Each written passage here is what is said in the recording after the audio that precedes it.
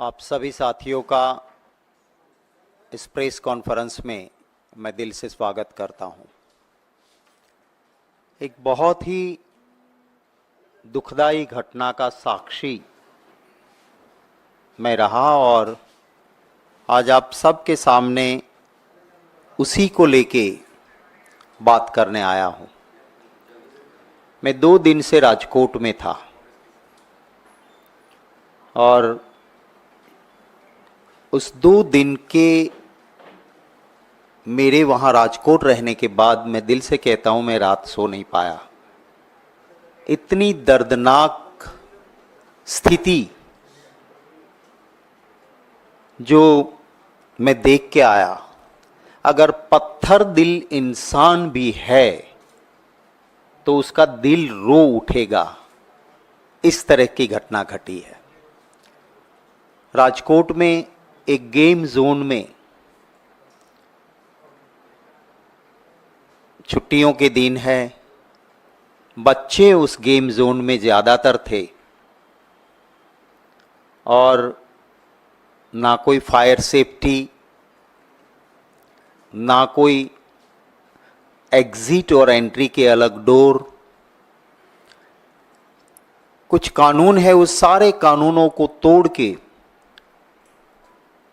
पूरी तरह से माने जितने भी प्रावधान है कि आप रेसिडेंशियल जोन में कॉमर्शियल नहीं कर सकते हो, अगर आप कोई ऐसी एक्टिविटी करते हो तो सेफ्टी के पुख्ता इंतजाम होने चाहिए।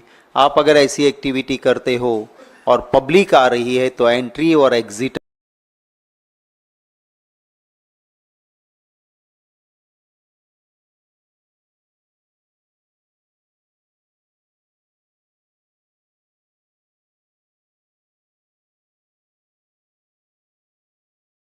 करनी चाहिए। मैंने जिसके पास है उनको भी मना किया।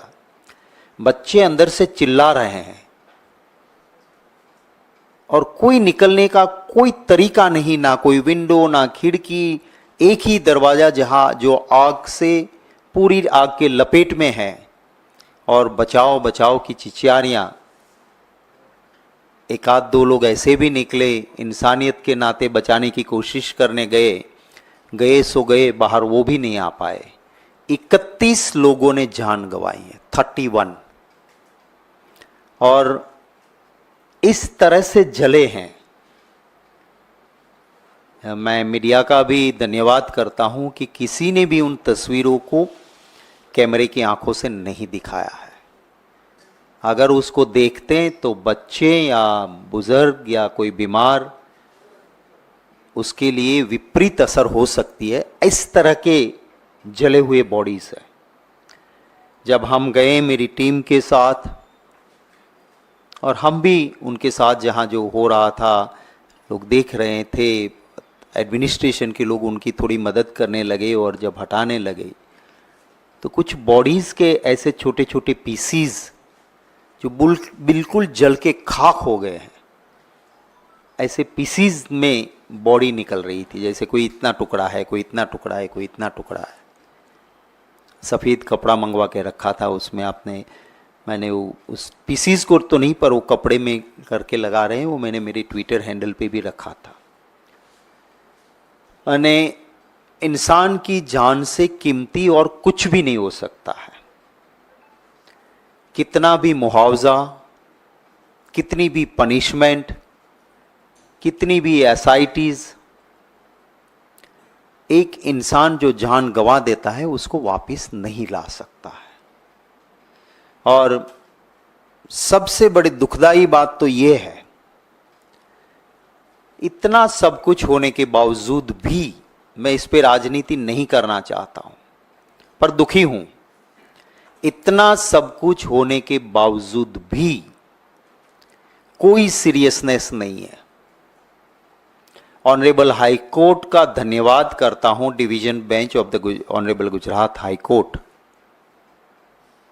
सियो मोटो उन्होंने एक पीआईएल के तौर पे पूरी मैटर अखबार चैनल्स टीवी के जो दिखा रहे थे उनके आधार पर पीआईएल ली, और जब पीआईएल हाईकोर्ट ने ली और देखा तो हाईकोर्ट ने ये ऑब्जर्वेशन किया we have no trust in local administration and state government.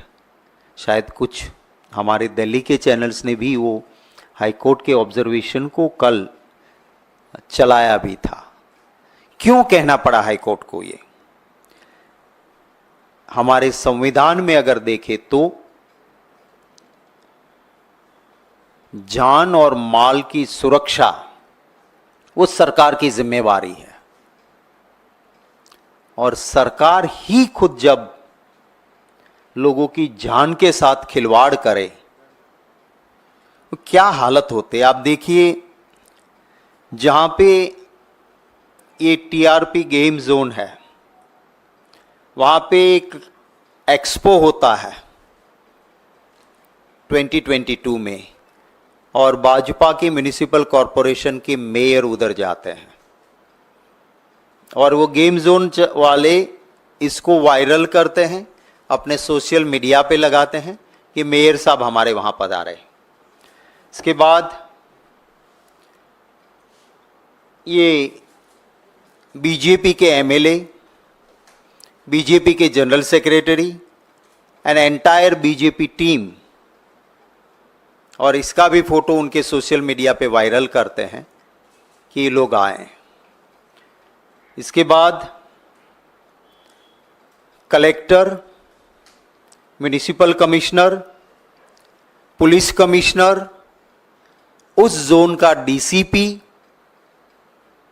ये सारे इधर जाते हैं और वो भी फोटो तस्वीर खिंचवाते हैं, वहाँ कार रेसिंग में पार्ट लेते हैं और ये गेम जोन चलाने वाले हैं वो अपने सोशल मीडिया पे वायरल करते हैं। अब इसके बाद आप अगर छोटे छोटे लोगों को सस्पेंड करोगे, क्या मैसेज देना चाहते हो? जब अगर आपका कलेक्टर, पुलिस कमिश्नर, आपका एसपी, आपका जोन का डीसीपी, वो वहां तस्वीर निकलता है, फिर क्या कोई पीआई, पीएसआई या कोई फायर ऑफिसर जाके उस आदमी को कह सकते हैं कि तुम्हारा इलीगल है, बंद करो इसको? पर सरकार इस पे चिंतित नहीं है। सिर्फ ट्रांसफर बड़े अफसरों का करके वो खुश होते हैं। मैं दुख के साथ कहता हूं, ये पहला हादसा नहीं है। कुछ ही वक्त के मैं आपको सिर्फ चंद महीनों की बात करता हूं, कोई लंबी चौड़ी नहीं। आप सबको पता होगा, सूरत में एक एजुकेशनल इंस्टीट्यूट के नाम पे एक्टिविटी चल रही थी और 22 लोग वहां, बच्चे थे, सारे बच्चे थे, 22 बच्चों ने जान गंवा दी। और स्मार्ट सिटी में वहां तक के लिए सीढ़ी तक नहीं थी, 22 बच्चे ने जान गंवाई। कल सूरत में ये सारे फैमिलीज इकट्ठे हुए, वर्नाक्युलर चैनल्स ने दिखाया उसको। वो रो रहे हैं और कह रहे हैं कि हमारे 22 बच्चे गए, आज तक गुजरात सरकार से हमें कोई न्याय नहीं मिला है। अब राजकोट के बच्चों को न्याय मिले, उसकी हम प्रार्थना करते हैं। और रोते हुए वो फैमिली वहां करते हैं। बस अभी 1-1.5-2 महीने की बात है, आप सबने देखा होगा, बड़ौदा में म्युनिसिपल कॉरपोरेशन का एक तालाब है, उसमें बोटिंग का कॉन्ट्रैक्ट म्युनिसिपल कॉरपोरेशन देती है। छोटे बच्चे, स्कूल के बच्चे उस बोट में बैठते हैं। लाइफ जैकेट नहीं था बच्चों के लिए, नहीं, कैपेसिटी बोट की थी, उससे ज्यादा बच्चों को अंदर बिठाया गया। रेस्क्यू का कोई प्रावधान नहीं था और छोटे छोटे 14 बच्चे, मैं बड़ौदा भी उस वक्त गया था, अगर आप उस बच्चों की तस्वीर देखो, लगे कि ये आने वाला कल का इसका भविष्य था, इसके पास लंबी जिंदगी थी। 14 बच्चों ने बड़ौदा में, जहां म्युनिसिपल कॉरपोरेशन भाजपा की, सरकार भाजपा की, triple engine, local bodies BJP, state government BJP, central government BJP, कोई ने चिंता, किसी ने नहीं की, एक भी एक्शन नहीं लिया गया। उसके बाद बनासकांठा में, पालनपुर में अभी इनॉग्रेशन नहीं हुआ था, ब्रिज का काम कंप्लीट हुआ था, इनॉग्रेशन बाकी था, समारोह बनना था। वो ब्रिज गिर जाता है और नीचे रिक्शा वाले और गरीब लोग ब्रिज गिरने से मरते हैं। और उस ब्रिज को बनाने वाली कंपनी जो गलत काम करती थी, सही नहीं करती थी, क्वालिटी मेंटेन नहीं करती थी, इसके लिए इसको ब्लैकलिस्ट किया था। वो कंपनी मैंने चेक नंबर के साथ रिलीज किया। ब्लैकलिस्ट कंपनी कि एक काम इसको नहीं देना चाहिए, वो 2 लाख रुपया का चंदा बीजेपी को देता है। मैंने चेक नंबर के साथ कहा कि कौन सी डेट, कौन सा बैंक, और ब्लैकलिस्ट होने के बाद ब्लैकलिस्ट से हटाया जाता है और उसी को पालनपुर का, बनासकांठा का वो ब्रिज का काम दिया गया था जो गिरता है शुरू होने से पहले ही। अब कभी भी कहीं ऊपर काम चल रहा है, नीचे ट्रैफिक परमिसेबल ही नहीं है। कैसे आप नीचे ट्रैफिक से जाने देते हो जब ब्रिज अभी तक शुरू नहीं हुआ? लोग मर के, गरीब लोग। तो ये बड़े दुख के साथ कहता हूं, ये गुजरात का मोदी मॉडल है। यहां पे कोई कदम नहीं उठाए गए। और मैं ऑपोजिशन में रह के एलिगेशन लगाऊं नहीं, मैं आप सभी को विनती करता हूं कि आप आइए, आप अपना खुफिया कैमरा लेके भी घूमिए, थोड़ा इन्वेस्टिगेटिव जर्नलिज्म कीजिए और देखिए वहां पे किसी भी म्युनिसिपल कॉरपोरेशन वाले शहर में चले जाइए और कहिए कि मुझे फायर सेफ्टी का सर्टिफिकेट चाहिए। अगर आपने सही कानूनन सब करवाओगे फिर भी बिना पैसे फायर सेफ्टी सर्टिफिकेट नहीं। और कुछ भी ना करो और बड़ा हफ्ता दे दो, आपको फायर सेफ्टी का सर्टिफिकेट मिल जाएगा। आपको बिल्डिंग यूज परमिशन चाहिए, आप हफ्ता दो, पैसा दो, काम करवा लो। बीजेपी के गुजरात के फंड में जो पैसे आते हैं वो कब, किसने और क्यों दिए, आप थोड़ा इन्वेस्टिगेटिव जर्नलिज्म करोगे तो पता चलेगा। ऐसे लोग ही पैसे देते हैं जिसको सारा इलीगल काम करना है, लोगों के जान के साथ जिनको खिलवाड़ करना है। अच्छे अफसर से हमारे वहां सबको साइडलाइन में बिठाया है। जो सरकार में हां करे, धन संग्रह में मदद करे, वो उसका फील्ड में पोस्टिंग रहेगा। और एक ऐसा हवा बना के रखा, ऐसा खौफ बना के रखा है हमारे वहां। आप, मैं कहता हूं ऐसे नहीं, आप खुद जाके देखेंगे। We had very good officers, कोई किसी पार्टी के लिए नहीं, स्ट्रिक्ट नॉन करप्ट अच्छे ऑफिसर्स, मैं नाम गिना सकता हूं। डीजीपी, एडिशनल डीजीपी रहे श्री कुमार जी, जिन्होंने आज के प्रधानमंत्री जी को भी मना कर दिया था कि आप एक मीडिया हाउस के मालिक का नंबर दे रहे हो कि इस नंबर को रिकॉर्ड करूं मैं, सॉरी सर, ये मैं नहीं कर सकता हूं, this is not my job. Shri Kumar, Satish Verma, totally non corrupt strict officer, Rajnish Rai, Rahul Sharma जिसने अपनी जान पे खेल के राइट्स के दौरान भावनगर में 322 बच्चों की जान बचाई थी, राहुल शर्मा। ऐसा लंबा लिस्ट है। उन सब का कैरियर खत्म किया, उन सब को इस तरह से परेशान किया कि आज गुजरात में कोई भी अच्छा अफसर या तो साइड पोस्टिंग में जाना पड़ेगा या सरकार की हां में हां मिलाना पड़ता है। और इसका ये नतीजा है कि इस तरह से लोगों की जान के साथ खिलवाड़ हो रही है। उस दिन राजकोट में गेम जोन का एंट्री था 400 रुपया। उस दिन के लिए 99 रुपीज की स्कीम निकाली थी। तो आने वाले लोग, मैं उन फैमिलीज को मिला हूं। डेड बॉडीज तो सारी दी नहीं गई है क्योंकि पहचानना ही मुश्किल है। डीएनए टेस्ट की बात करते हैं, I don't know DNA test से भी पता चलेगा या नहीं, इस तरह से बॉडीज है। मैं उन घरों पे गया हूं क्योंकि 400 रुपये की जगह 99 रुपीज था उस दिन। तो जाने वाले ज्यादातर लोअर मिडिल क्लास और गरीब लोग थे। क्योंकि उस दिन स्कीम थी कि 99 रुपीज में बच्चा गेम जोन में जाएगा। कोई भी मुआवजा, कोई भी वेल्थ इंसान की जान वापस नहीं ला सकती है। पर जब आप 16 लाख करोड़ बड़े उद्योगपतियों का मोदी जी माफ कर सकते हो, तो ये गुजरात जहां से आप आए, जहां की जनता ने आपको इतना बड़ा बनाया, उनके दुख में आप कैंपेन छोड़िए, 1 घंटे के लिए छोड़ दीजिए। आप तो हवाई जहाज से जाना है, जाइए राजकोट में, इनके आंसू पहुंचिए, मिलिए उनसे। मैं एक गुजराती होने के नाते आपसे गुजारिश करता हूं मोदी जी, जाइए और मिलिए उन लोगों को, पता चलेगा आपको। और आपकी अगर कितना भी पत्थर दिल आप हो, आपकी आंखों में भी आंसू आ जाएंगे जब जाओगे वहां। 6 या 7 लोग फैमिली में है, उसमें से 5 लोग चले गए और 2 ऐसे बचे हैं कि जो बुजुर्ग है ना वो कुछ कमा सकते हैं ना खा सकते हैं।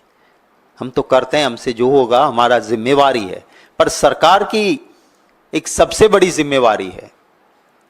आप देखिए अस्पताल में डेड बॉडी लेने के लोग बैठे हैं और आप पानी तक नहीं दे रहे हो। इतने दिन हो गए, अभी तक उनके बॉडीज मिले नहीं परिवार के, और उनके लिए आप इतनी भी व्यवस्था। कल मैं गया तो हमारे लोगों को मैंने कहा कि भाई पानी, छाछ कम से कम इतना तो यहाँ दो। हमारे लोग कर रहे हैं, सरकार की कोई जिम्मेवारी ही नहीं। क्या हमारा प्रशासन और हमारी सरकार, इंसानियत मर चुकी है क्या? ये वही देश है मेरा जहां एक रेल दुर्घटना होती थी, रेल मंत्री रिजाइन करता था। ये वही मेरा देश है जहां एक विमान का एक प्लेन क्रैश होता था, नागरिक उड्डयन मंत्री, सिविल एविएशन मंत्री रिजाइन करता था और मॉरल रिस्पॉन्सिबिलिटी एक्सेप्ट करता था। मैंने आपको तो सिर्फ चंद महीनों के गुजरात के किस्से सुनाए। कोई मॉरल रिस्पॉन्सिबिलिटी नहीं, कोई सीरियसनेस नहीं, एक भी अफसर का एफआईआर में नाम नहीं है, एक भी नाम नहीं है। मेरी मांग है सबसे पहले कि छोटी मछलियां मत पकड़ो, ये बड़े मगरमच्छ ऑफिसर्स एंड जो ऑफिस बेरर्स जिनकी जिम्मेवारी थी उनका एफआईआर में नाम दर्ज हो। सेकेंड, एसआईटी की लिफाफोफी हर वक्त करते हो, कुछ नहीं होता है। ऑनरेबल सुप्रीम कोर्ट या ऑनरेबल हाई कोर्ट के सिटिंग जज के निगहबानी में पूरा इन्वेस्टिगेशन हो। तीसरी मेरी मांग है कि कितना भी मुआवजा इसकी जान वापस नहीं ला सकता है, पर मैंने देखा है 99 रुपीज थे उस दिन 400 के बजाय, तो अंदर जाने वाला बहुत गरीब परिवार था, वो बच्चे थे, वो लोग थे। तो उनको सिर्फ चंद रकम दे के मत छूटिए, उसको ठीक से मुआवजा, ताकि उनका परिवार का दुख पूरा तो आप दूर नहीं कर सकते हो, पर आने वाले दिन उसके कट सके, उसके लिए उनकी व्यवस्था हो। म्युनिसिपल कॉरपोरेशन को आप सुपरसीड कीजिए, चुनी हुई बॉडी की ये जिम्मेवारी थी, आप सुपरसीड कीजिए उसको। ये मेरी मांग है। आपके कोई सवाल होंगे तो उन सवालों का स्वागत रहेगा।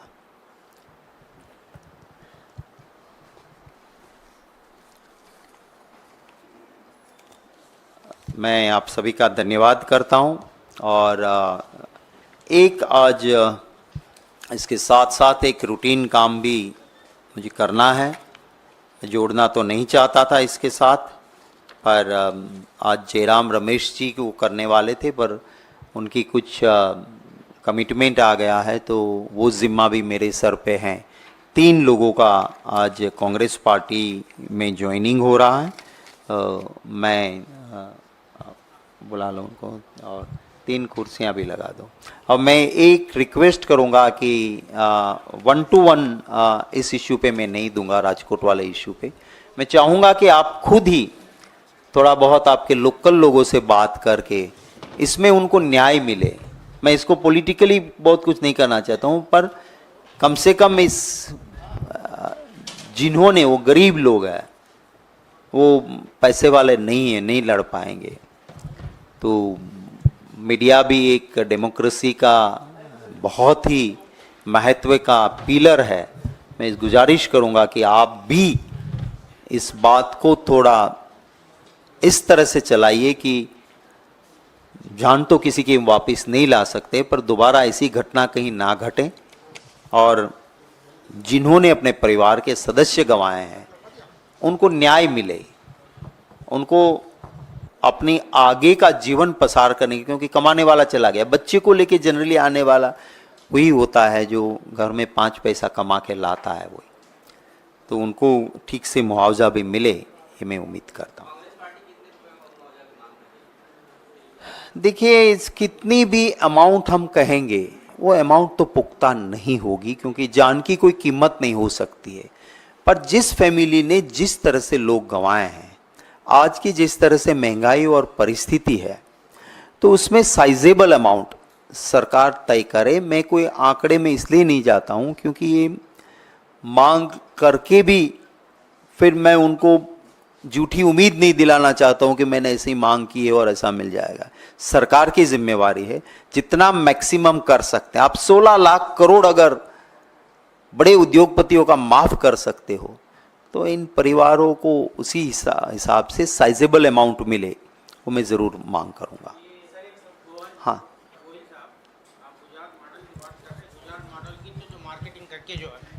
गुजरात मॉडल की मार्केटिंग करके जो है मोदी साहब यहाँ तक पहुँचे हैं, तो क्या कांग्रेस नाकाम हुई है ये जो है इसको एक्सपोज करने में?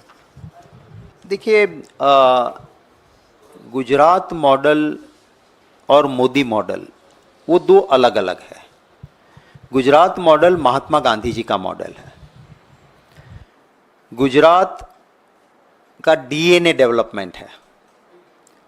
अगर आप हड़प्पन संस्कृति देखेंगे तो हमारे वहाँ धौलावीरा में, कच्छ में राणक देवी का किला या लोथल आप जाके देखिए, 10,000 साल पहले जो इंसान और जगह थे और गुजरात में थे, वो डेवलपमेंट में 2 कदम आगे थे। वो इसके ऊपर संशोधन करने वाले लोग हैं, उन्होंने कहा है, कोई मेरा दावा नहीं है।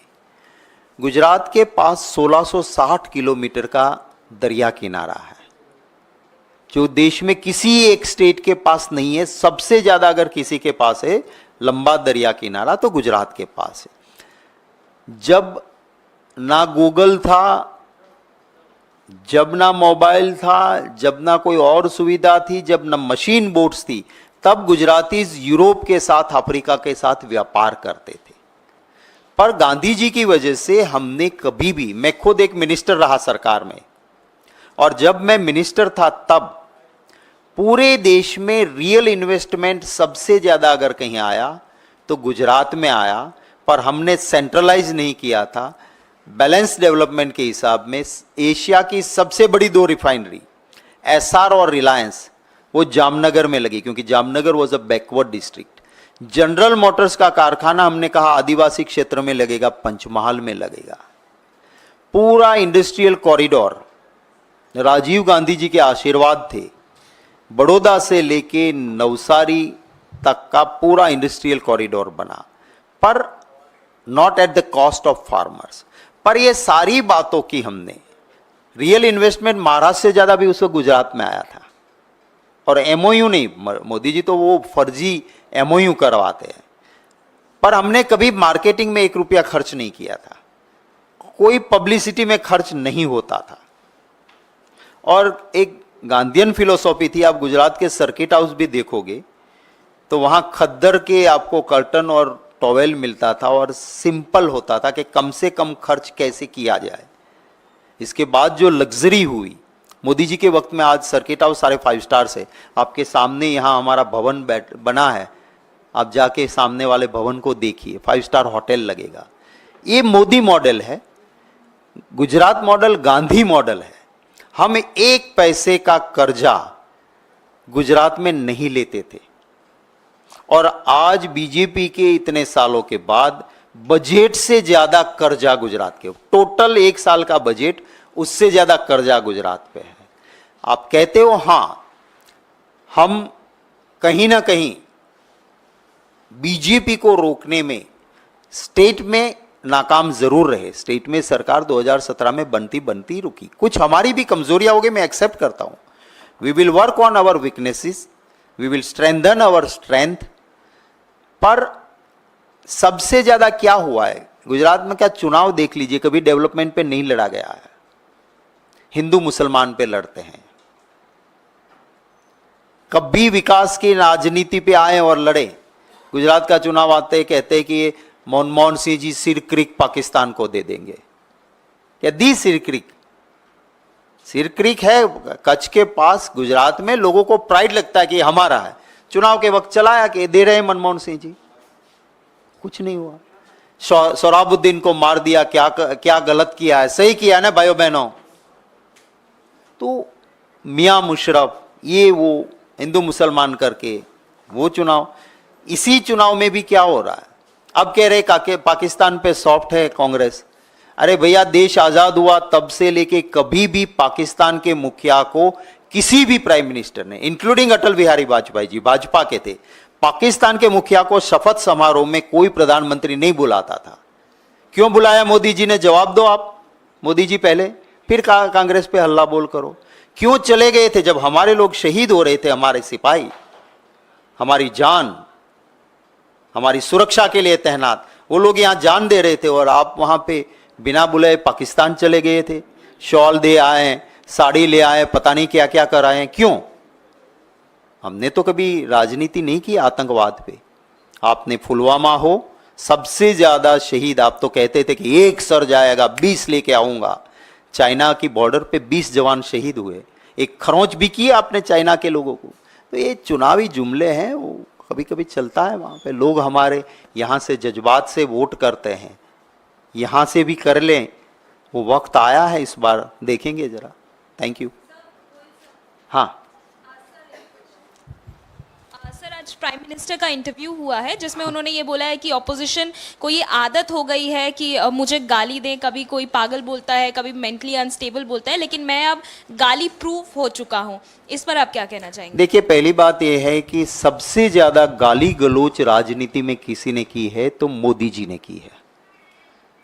सोनिया जी के लिए, राहुल जी के लिए क्या क्या लफ्ज बोले थे आप सब जानते हो।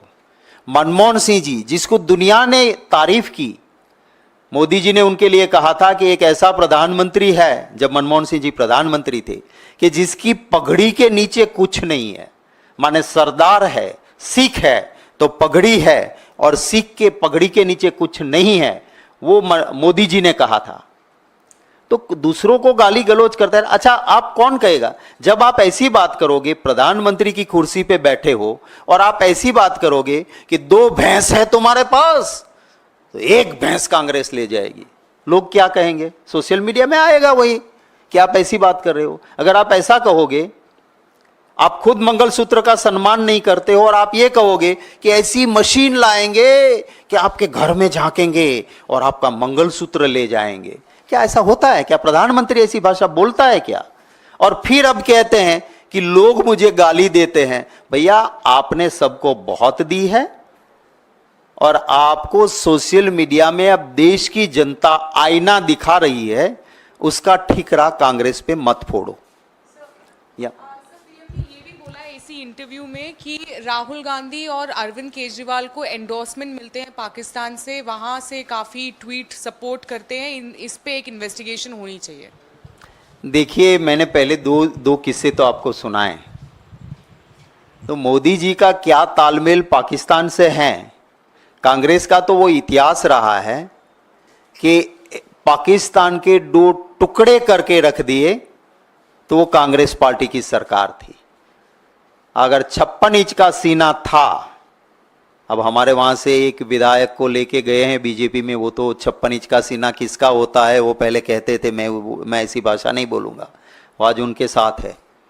तो ये खुद जो करते हैं वही दूसरे को चिपकाने की कोशिश कर रहे हैं। पर होता है कभी कभी, निर्मल बाबा भी चलता है तो मोदी बाबा ऐसी बात करते हैं, पर देश की जनता भोली जरूर है पर दिमाग से सोचती भी है, और ऐसी बातें चिपकेगी नहीं। लोग मेन इश्यूज पे सवाल पूछते हैं कि आपने कहा था हर साल 2 करोड़ नौकरियां खोलूंगा। हाँ है, लोग सवाल करेंगे कि मोदी जी आप इंटरव्यू में गाली गलौज मत करो, आप ये कहो कि महंगाई को आप कम करने वाले थे तो गैस का सिलेंडर 400 का 1100 और अभी चुनाव में आपने 200-300 कम करके 800 किया, क्यों किया? पेट्रोल डीजल महंगा क्यों? लोग पूछेंगे कि 20 सर लाने वाले थे, क्या हुआ? आप बात कीजिए कि आपने कहा था कि काला धन वापस लाऊंगा, यूं ही अकाउंट में 15-15 लाख। आप पूछेंगे, लोग पूछेंगे कि आपकी गारंटी थी कि जो रियल टैक्स पेयर है, लाइक आप सब मेरे सामने बैठे हो, आपको चेक से पैसा आता है, आप टैक्स चोरी नहीं कर सकते हो, आपका इनकम टैक्स का स्लैब वो 10 लाख करने वाले थे, किया क्या आपका? उसका मैनिफेस्टो में है कि 10 lakh upper middle class real tax payer का करेंगे, किया नहीं। पर बड़े जो दोस्त हैं उनका कॉरपोरेट टैक्स जरूर उन्होंने कम किया। यह भी कहा था कि काला धन आएगा, उसमें से कुछ हिस्सा जो है वो मेरे रियल टैक्स पेयर माने आप जैसे लोग हैं उनको मैं दूंगा, क्योंकि वो कर की चोरी नहीं कर सकते। मुझे पता नहीं, अगर किसी साथी के अकाउंट में आया हो तो मुझे बता देना। तो ये रियल इश्यूज है, फार्मर्स दुखी है, अग्निवीर को लेके युवाओं को सैन्य में जिस तरह से झोंका है वो दुखी है। तो उस पे बात नहीं करके मैनेज इंटरव्यू करके मोदी जी जो बातें कर रहे हैं वो मैं नहीं मानता हूं कि देश की जनता स्वीकार करेगी।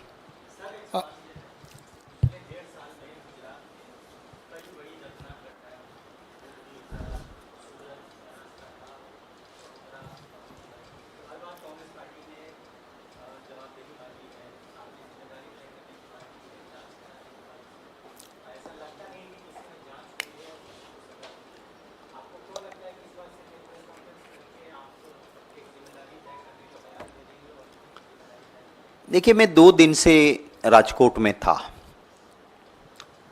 जनता की अदालत सबसे बड़ी अदालत होती है, उसमें हमने, और इस ऐसे मौके पे राजनीतिक दल के नाते हमारी जिम्मेवारी ये भी होती है कि लोगों के आंसू पहुंचे, लोकली जो भी हेल्प कर सकते हैं। राहुल जी ने जो ट्वीट किया था कि हर कांग्रेसी मदद करे, तो हम गए थे, तो जहां एडमिनिस्ट्रेशन नहीं कर सकता है हम भी करें। हमने सामने से कहा कि अब आपको भी कहीं जरूरत है, क्योंकि मलबा पड़ा हुआ था, जिस तरह से हटा हुआ था, हम भी गए थे तो खुद भी जितना हो सकता था करते। आज तक नहीं हुआ है। क्यों नहीं होता है? क्योंकि कहीं ना कहीं ये तार, मैंने आपको तस्वीरें दिखाई, बीजेपी टीम और बीजेपी के लोग और मिलके ये सब कुछ चलता है। तो जांच नहीं होती, आपकी बात सही है, एसआईटी बनती है, लिफाफोफी होती है।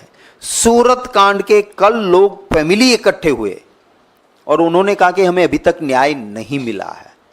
मैं धन्यवाद करता हूं और मुझे उम्मीद हाईकोर्ट से है, मैं आपसे भी बात करता हूं आज इसी उम्मीद के साथ कि लोगों के बीच ये बात कौन पहुंचाएगा। हम जा रहे हैं, हम भी कर रहे हैं। सोशल मीडिया पे आप देखिए कितना चल रहा है। गुजरात में गुजराती में चलता है थोड़ा बहुत ज़्यादा, तो कुछ आपको पल्ले ना पड़े ऐसा भी हो सकता है, पर लोग आक्रोशित है। और जो गुजरात में ये अहंकार है, 156 सीट लेके आया तो और अहंकार आ गया, और उनको लगता है कि हमें कोई चिंता नहीं है, आखिर में हिंदू मुसलमान कर लेंगे और चुनाव जीत जाएंगे। पर हर बार ये नहीं चलेगा। और इस चुनाव के नतीजे भी आप देखना, बीजेपी कहती थी गुजरात में 26 में से 26 जीतेंगे, सभी सीटें 5-5 लाख वोटों से जीतेंगे। वोटिंग हो जाने के बाद एक भी बोलता नहीं है। तो इस बार गुजरातियों ने जरूर बीजेपी को सबक, मैं स्वीकार करता हूं 2014-2019 में हम जीरो थे, पर 24 में जरूर लोगों का परसेंटेज वोट और हकीकत एक्सपोज हुई है, तो इसका फायदा होगा। शक्ति सर, अभी पीएम का एक बयान आया है, झारखंड में वो एक रैली कर रहे हैं, जनसभा। वहाँ पर उन्होंने बोला है कि आप याद करें 2014 में मोदी के आने से पहले रोज़ रोज़ घोटाले होते थे, कांग्रेस गरीबों के नाम पर पैसा लूटा करती थी, मोदी ने वो सब बंद कर दिया, जनता का पैसा जनता के हित के लिए इस्तेमाल हो रहा है। देखिए, इलेक्टोरल बॉन्ड आप सबके सामने है। इससे बड़ा घोटाला और कोई हो नहीं सकता है। धन्यवाद करता हूं ऑनरेबल सुप्रीम कोर्ट का कि उन्होंने बाहर लाया, वरना तो खुफिया तरीके से मोदी जी कर रहे थे। जो भी घोटाले वाले कहते थे मोदी जी को मैं कहना चाहता हूं कि आपके पास ना हो तो आपकी स्पीचेस का मैं एक आर्काइव बना के रखता हूं, लाइब्रेरी। मैं आपको दिखाऊंगा कि आपने जिन जिन को सबसे बड़े घोटाले वाले कहे, क्योंकि वो कल तक मेरे साथ थे, तो मेरा नेचर नहीं कि आज आपके गोद में आए तो मैं उनको गाली गलौच या उनके खिलाफ बोलूं। पर आप बताएंगे, मैं आपको दिखाऊंगा जिसको आपने बड़ा चोर, बड़ा घोटाला वाला, चक्की पीसिंग कहा, किसी ने कहा इसको देश ने लूटा है, देश को लूटा है। आपने सही कहा था मोदी जी कि कोई भी घोटालेबाज को बाहर नहीं रहने दूंगा। लोग मानते थे कि आप जेल में डालोगे, आपने सबको बीजेपी में डाल दिया है। तो सारे घोटालेबाज बाहर नहीं है, सारे भाजपा में हैं। जिनके खिलाफ वो कहते थे वही वहां पे हैं। और क्या बात करते हैं गरीब के पैसे की। मोदी जी आइए गुजरात में, नकली ट्राइबल का ऑफिस खुला, आदिवासी के पैसे नकली आपने कहीं सुना है ऐसा कि पूरी गवर्नमेंट ऑफिस फर्जी बन जाए। मोदी जी की डिग्री फर्जी बन गई, ठीक है, पर पूरी ट्राइबल डिपार्टमेंट की एक ऑफिस फर्जी बनी, सबको पैसे देते रहे फर्जी तरीके से, और वो लाखों करोड़ों का घोटाला एक अफसर अच्छा आया तब बाहर आया। उसके बाद साबरकांठा में 2 दिन पहले एक और फर्जी ऑफिस पकड़ी गई। 50 स्टैंप्स मिले गवर्नमेंट के, पैसे सीधे हड़प के खा जाते थे। और कौन निकला? बीजेपी के एक नेता का कनेक्शन निकला। फर्जी अफसर मिलते हैं सीएमओ और पीएमओ से, किसको लूटते हैं ये? तो ये लूट चला रहे हैं और बिल्कुल सच को स्वीकार किए बिना दूसरे पे ठीकरा फोड़ रहे हैं। Thank you. लास्ट स्कैंडल के बारे में, आप ही के पार्टी के जो चले गए हैं, दूसरी पार्टी में चले गए, जिसका आपने अभी हल्का सा मेंशन किया, उन्होंने बहुत से जो है स्कैंडल जो हुए थे गुजरात में, उसको सामने लेकर आया था, ऑयल रिफाइनरी का और भी बहुत सी चीज़ें। तो उसका ज़रा बारे में बताइए, कौन कौन से ऐसे बड़े बड़े जो घोटाले थे ड्यूरिंग हिज चीफ मिनिस्टरशिप। देखिए, आप अगर निगाह डालोगे गुजरात गवर्नमेंट की फर्स्ट रो में बैठे हुए लोग और बीजेपी में आखिरी 10 साल में गए हुए लोग, ये वही लोग हैं जिनके वहाँ या ईडी, सीबीआई, सीडी या मोदी जी ने जिसके पर आरोप लगाए थे कि ये चोर है, ये भ्रष्टाचारी है, पैसे खा गए हैं, और कोई एक का दुक्का नहीं गया हेमंत सोरेन जी जैसा कि आ जाओ हमारे साथ सरकार बना लो, दल बदल लो, और नहीं गए। सिर्फ उनको परेशानी और झेल। जो भी बीजेपी के साथ जुड़ जाता है, कल तक मोदी जी उसको कहते कि जेल में ही रहेगा। नेता बीजेपी के कहते कि ये तो चक्की पीसिंग, उधर जाता है तो वॉशिंग मशीन से निकलते हैं, दाग सारे चले जाते हैं, और बड़ा पद भी उसको मिलता है, चाहे गुजरात हो या देश का कोई भी हिस्सा हो। यही होता रहा है। Thank you. आ जाओ। सॉरी आप लोगों को वेट करवा दिया।